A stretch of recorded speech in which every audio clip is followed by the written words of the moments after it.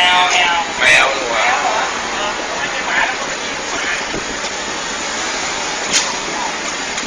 ตีนแมวป่ะโอ้มันก็ออกมาต้องคู่เลยโอ้มันคลายออกได้เลยเก่งเลยได้อ่ะนี่เดี๋ยวพอมันออกหมดแล้วมันก็วิ่งผิวแล้วนี่เขาเรียกอะไรหลาดเลือดแล้วมันหายใจออกได้หลอดลมปั๊บแล้วเนี่ยอ๋อมันก็ใจกลืนนี่ว่ามันคืนน้ำหัวเข้าไปอะนะมันจะฉกจุ้งหัวก่อนถ้าฉกจุ้งหัวปุ๊บมันจะล้างเลย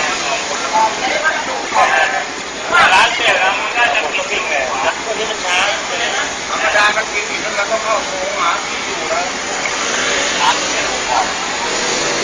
ดูว่าพ่อเขาถ่ายไม่ได้ปากพ่อ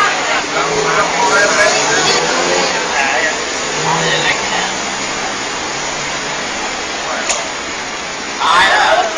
ตัวใหญ่เนี่ยกินได้ไงวะเนี่ยหมาดูได้ตัวนี้ได้หมา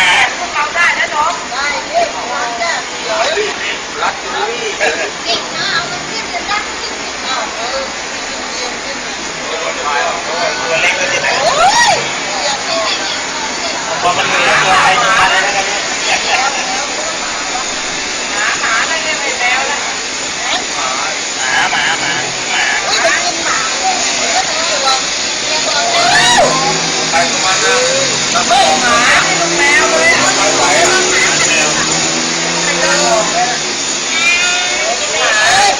เราต้องหัวเข้าไปอ่ะแมวมันโง่ที่ไหนแล้วหมาแมว